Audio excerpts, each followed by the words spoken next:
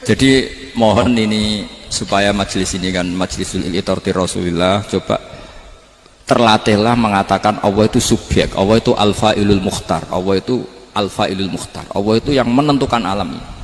Dan Allah mensifati dirinya wa annahu huwa adhaka wa abka. Allah itu zat yang memberi orang itu bisa tertawa, dan Allah juga yang memberikan orang itu bisa menangis. Mbok kayak apa kamu neror umat, amal nggak mesti diterima gini-gini, ternyata neng majelis nangis ya, mulai guyu kadang guyu-guyunya ngenyak tenane daripada apa ya, agak-agak merodok orang yang dohirnya beda dengan batinnya, nggak perlu distatuskan seperti itu. Ya sudah biasa saja. Jadi nah fi muqaddimihim, imam besar dalam manhaj ini namanya Abul Hasan apa? Asyadzili. Abul Hasan Asyadzili itu kalau ada orang tanya gini, Beb saya ini susah, sholat saya tidak mesti diterima Allah gini-gini, marah. Enggak usah. Kafa bika jazaan an radiyaka laka ahlan. Sudah kamu ditakdir pernah sujud itu sudah keren. Saya itu andaikan dapat kabar dari malaikat bahwa sholat kamu tidak diterima, saya tidak susah. Bukan karena sombong, pernah ditakdir sholat sujud ning Allah itu keren.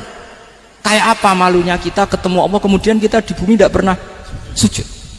Makanya itu Abul Hasan Asyadzili, kowe ora usah mikir sholat ditampa ta ora usah mbok mikir. Kowe ditakdir tahu sujud itu hebat. Kafa bika jazaan an radiyaka laka ahlan. Cukup kamu mendapat balasan dari Allah, kamu pernah ditakdir sujud. Gak perlu ngaji alim alama, gowo sawi ngalor ngidul jalalain keren. Paling gak malaikat pernah melihat kamu, wah gowo tak kitab kuwedi. Gak penting paham, gak penting. Karena isra bakat paham, Mas. Jadi Abul Hasan Asyadzili adalah orang yang, dan itu Al-Hasani ya, dan itu Al-Hasani. Makanya macam-macam, kita yang Al-Husaini sudah kita punya Faqih Muqaddam, punya banyak.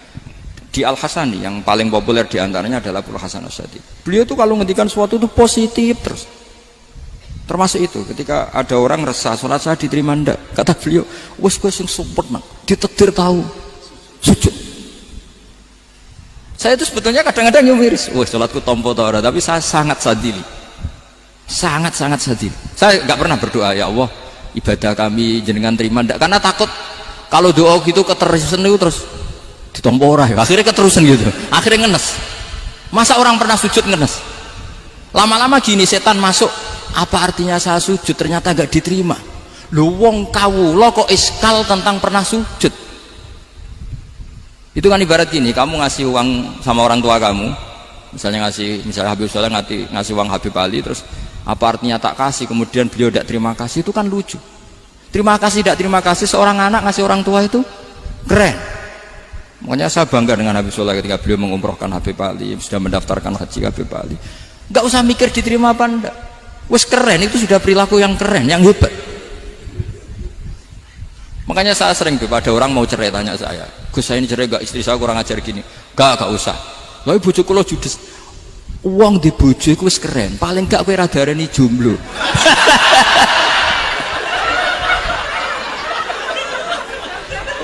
Diarani dudul ora enak. Wes luwe sabar di diarani dudul mek diarani bojo judes. Enak bojo judes cek gagah. Di bojo lah. Oh iya. Provokator itu. Jadi kafabi jazaan an radiyaka laka ahlan, sudah ditakdir pernah sujud itu sudah keren. Dulu ulama ala hadan nampak, ulama dulu cara berpikir seperti itu. Makanya ulama dulu kalau nafsiri wasjud waqtarib sudah pernah sujud. Di Quran nggak pernah ada ayat wasjud lan sujudo siro ingkana kada wa kada ingkunta mutayakinan bikobuli sujudi, kan ada sujud ya sujud saja, tidak usah mikir makbul apa tidak makbul. Sudah kalau sujud pasti waqtarib. Terus saya sebenarnya ya sebagai orang ya kadang wedi, sholatku ditompo ta ora. Tapi kalau keterusan nanti ada was-was yang mengatakan opo artine sholat. Lu tuh kan ngeri seorang hamba sing uripe ning bumine Allah kemudian menyoal pernah sholat hanya karena takut gak diterima. Itu kan geblek banget. Dan saya jenis kiai yang di partai itu. Saya tidak tahu kalau Kowe ning ndi, Kom? Sedih umat masa kamu gak ono kerene blas. Jadi lah nanti kalau misalnya ada manhajnya Habib Soleh yang tidak seperti itu tidak apa-apa, mungkin supaya orang nggak takabur, nggak fakhr, sehingga makanya mulai dulu lama itu ya partainya kalau nggak rojak ya khauf. Nah saya ini yang jelas terang-terangan ikut partai rojak saja, Pak. Partai rojak karena banyak yang sudah di partai khauf, tapi saya rojak yang bil ilmi tadi. Makanya Sayyidina Umar radhiyallahu anhu itu yang namanya sama sujud, saya itu punya kitab Habib Soleh pernah tak tunjukin tulisan tangan saya, muji-muji sujud. Sayyidina Umar ketika ditusuk seorang gila itu Majusi, Abu Lu'lu' terkenalnya itu Hulamul Mughirah terkenalnya, ditusuk, dia sahabat, beliau sahabat wali. Jadi nusuk Umar itu kayak apa? Nusuk Mas Hakom aja dosa besar, apalagi nusuk Umar. Itu ketika ditusuk, dia itu ya punya dendam, namanya manusia itu punya dendam. Artinya namanya orang kan mangkel sama yang nusuk. Kalau orang mangkel itu inginnya kan yang nusuk itu masuk neraka. Tapi apa kata Umar? Ngendikan gini, tanya pertama, yang nusuk saya siapa? Orang Majusi. Orang Majusi, Hulamul Mughirah. Alhamdulillah alladzi lam yaj'al maniyati biyadi rajulin lam yasjud laka sajdatan yuhaju biha indaka yaumal qiyamah. Saya itu senang Gusti, yang nusuk saya orang yang nggak pernah sujud sama jenengan. Jika kalau saya dendam supaya dia masuk neraka, saya nggak takut orang itu nuntut sama saya. Tapi kalau dia pernah sujud, pernah sholat, kemudian dia masuk neraka karena nusuk saya, kemudian dia berargumentasi, saya pernah sujud ya Allah, kenapa engkau masukkan neraka? Saya tidak berani jawab ya Allah, saking hormatnya sama yang namanya sujud. Jadi kamu dendamnya kesampaian, cara Jawa ya. Dendam dengan tanda kutip ya, tidak makna semestinya. Jadi mangkel lebih sing nusuk, nak mlebu neraka pantas, wong ora tau sujud wae Gusti gitu. Tapi kalau pernah sujud, kemudian dia masuk neraka karena saya, bisa yuhajuni biha yaumal qiyamah. Jadi kayak apa sujud? Saya apa? Nabi itu kalau muji sujud sampai ngitkan wa hatta takuna sajdatul wahidatu khairan minad dunya wa ma fiha. Nanti kalau kamu di akhirat ketemu Allah, kenangan terbaik kita apa? Di dunia pernah sujud. Keren kan? Cara ning pondok wis tau bayar syariah lho. Cara sowan kiai tau ngampopi Mas. Wis go jajan. Nah tapi kadang syaitan itu masuk tadi. Apa artinya sujud gak mesti ditompo, apa artinya sowan Habib ngaturi ra mesti ditompo, ngaturi kiai. Akhirnya ada ketakutan. Nah kalau ketakutan ini berlebihan lama-lama, ma faidatus sujud. Wah itu sudah buruk sekali, wong hamba kok tanya ma faidatus sujud. Nah ini di pentingnya mazhab-mazhab Syadzili. Jadi saya ngaji agak-agak uraan wa amdan. Kalau ini watak sudah bukan. Jadi uraan itu ada dua, ada yang amdan bismil ilm, ilmunya banyak terus milih manhaj. Insya Allah saya partai itu. Ada yang uraan bakat Mas. Ada ya? Ada apa banyak? Nah sebetulnya khauf juga gitu Bim. Ada khauf itu karena ilm. Ada Habib alim alama atau kiai alim alama, dia tahu masyarakat kalau ngikuti Gus Bak nanti jadi fakhr, kurang tawaduk, terus dia milih partai khauf. Lah yang buruk itu ada kiai yang milih khauf pancen dari awalnya sati cilik ya. Jenisnya wis sati. Jadi sebenarnya dia tidak cukup ilmunya nerangkan khauf, cuma jenisnya wis sati cilik. Wong ning omah lawang dikunci ono gludak-gludak, ono hantu putih. Jadi ya sama, yang bawa rojak bisa bawaan dablek, yang bawa khauf bisa saja bawaan ati cilik.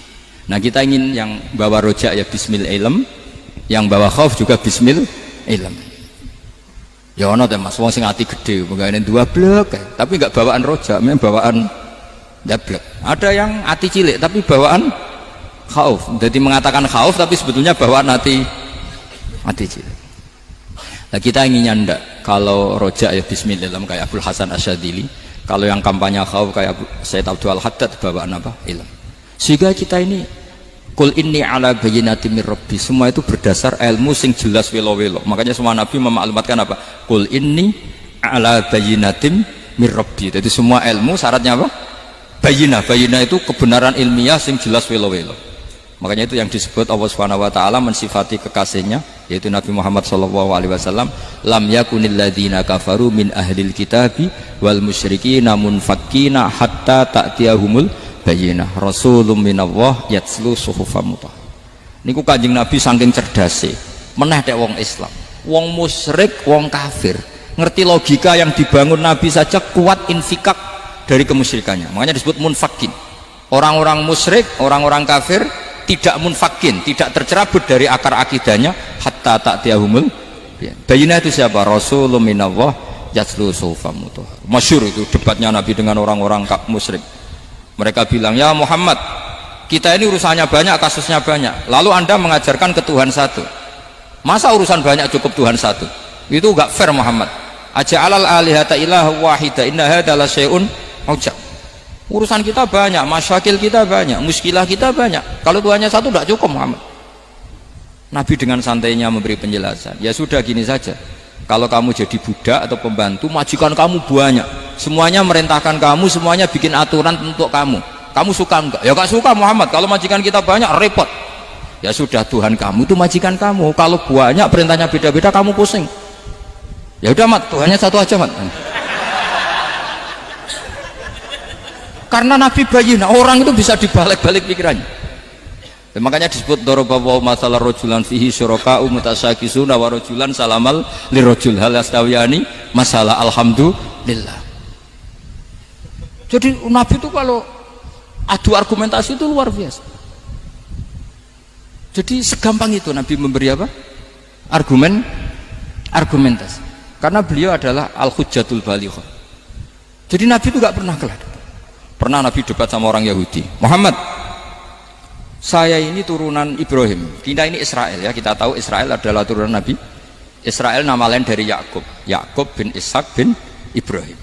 Padahal Yakub ini punya anak namanya Yahuda, makanya Yahuda bin Yakub bin Ishak bin. Kita ini yang mirip Ibrahim, bukan kamu. Tapi orang Yahudi itu nggak apal nasabnya, sehingga mereka bilang kita ini saking baiknya, Ibrahim saja pengikut kita. Terus digojlok oleh Nabi. Ibrahim itu buyute Yahuda, makanya digojlok, ha antum ha ulai hajatum fi malakum bi ilm falimatu hajuna fi ma laysa lakum bi ilm. Kita adu debat itu sudah ilmiah, kenapa kamu menjadi tidak ilmiah? Kenapa Muhammad? Terus Allah menurunkan wa ma unzilatit taurat wal injilu illa min ba'di afala ta'qilun. Artinya gini, kalau Ibrahim dikatakan Ibrahim Yahudiyah, itu sama dengan saya berkali-kali podo karo sampean misalnya ngendikan Mbah Zubair itu pengagumnya Gus Roji misalnya. Padahal Gus Roji bin Ubab bin Maimun bin Zubair, misalnya Gus Roji bin Kiai Haji Ubab bin Kiai Haji Maimun bin Kiai Haji Zubair. Nah Ibrahim itu kan Yahuda bin Yakub bin Ishak bin Ibrahim. Terus mereka bilang Ibrahim itu pengikut Yahudi. Itu kan kebalik-balik.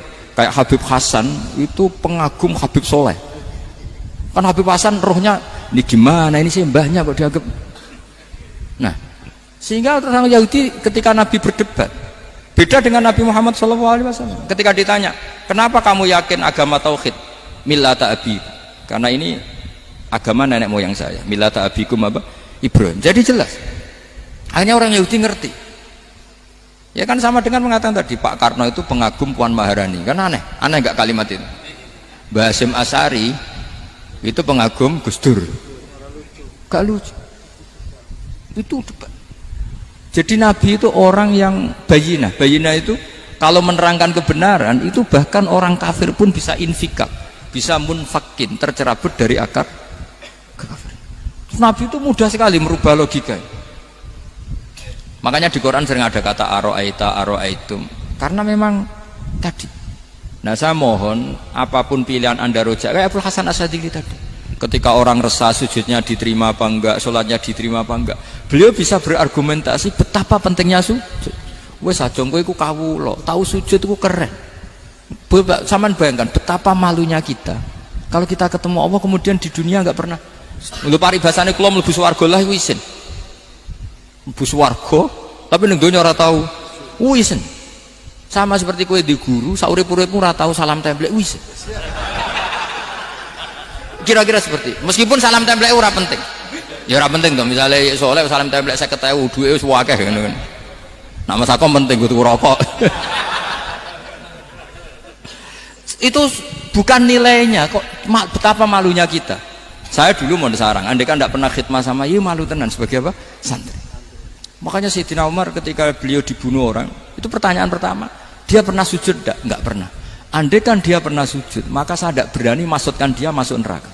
Takutnya dia protes sama Allah, ya Allah saya pernah sujud, kenapa harus di neraka?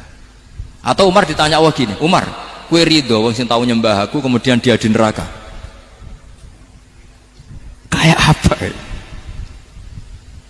Jadi makanya Umar ketika wafat ketika alhamdulillah alladzi lam yaj'al maniyati biyadi rajulin lam yasjud laka sajdah. Ya, jadi saya mohon sekali, jadi majelis ini sebuah majelis mubarak, caranya tauhidnya dibenarin. Apa tauhidnya dibenarin? Jadi Allah itu adhaka wa abka, Allah itu al-hadi, Allah itu ar-razzaq. Sehingga menteri ekonomi mbok salah rumusillah wong tetep mangan. Mergo Allah itu ar-razzaq.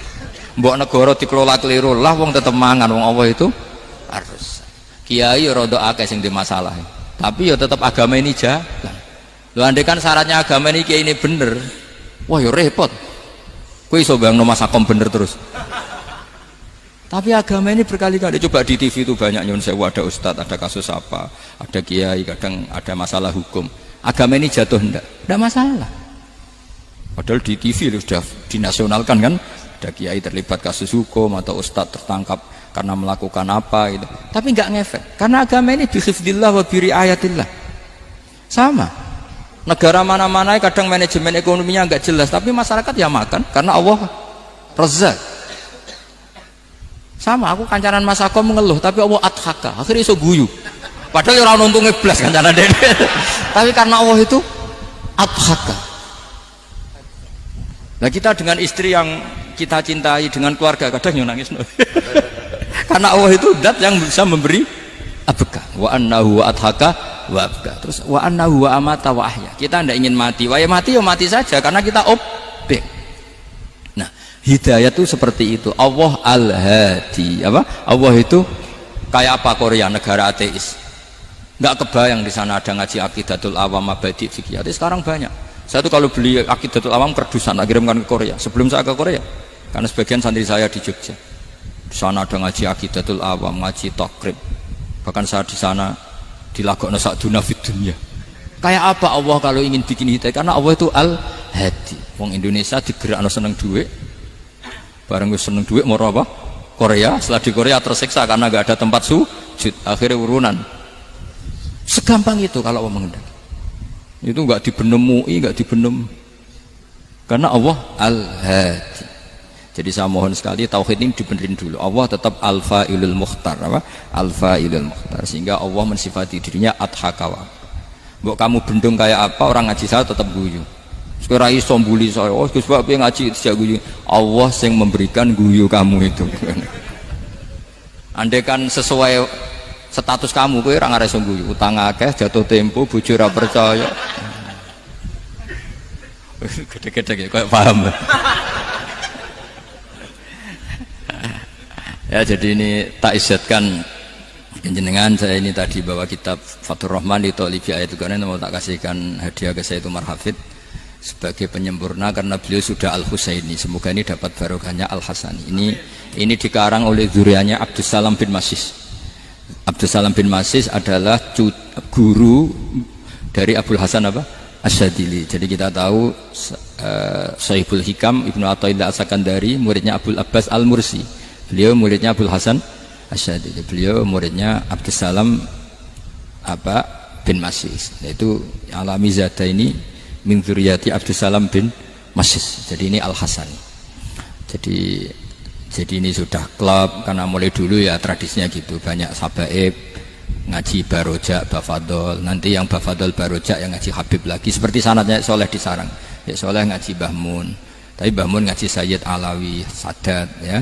Ngaji Sayyid Zaini Dahlan, nanti setelah Sayyid Zaini Dahlan ngaji Ajam lagi Usman Adim Yati. Jadi ya biasa mulai dulu silsilah ya seperti itu. Jadi seperti dulu Ibnu Abbas termasuk Qorobatul Rasulillah. Jadi dulu Qorobatul Rasulillah itu Bani Hashim sama Bani Muttalib. Tapi kalau sekarang ya tentu para sadat, para habaib. Dulu biasa Ibnu Abbas ngaji ke Zaid bin Sabit. Itu Ibnu Abbas yang mencium tangannya Zaid bin Sabit. Tapi Zaid bin Sabit juga mencium tangannya Ibnu Abbas karena karobati Rasulullah Shallallahu Alaihi Wasallam. Jadi saya mohon semuanya itu insaf bil ilm, ya, insaf bil ilm. Kayak tadi munfakina hatta ta'tiyahumul bayyin. Jadi Bayyinah itu orang yang kalau menerangkan itu memberi penjelasan sing jelas welo.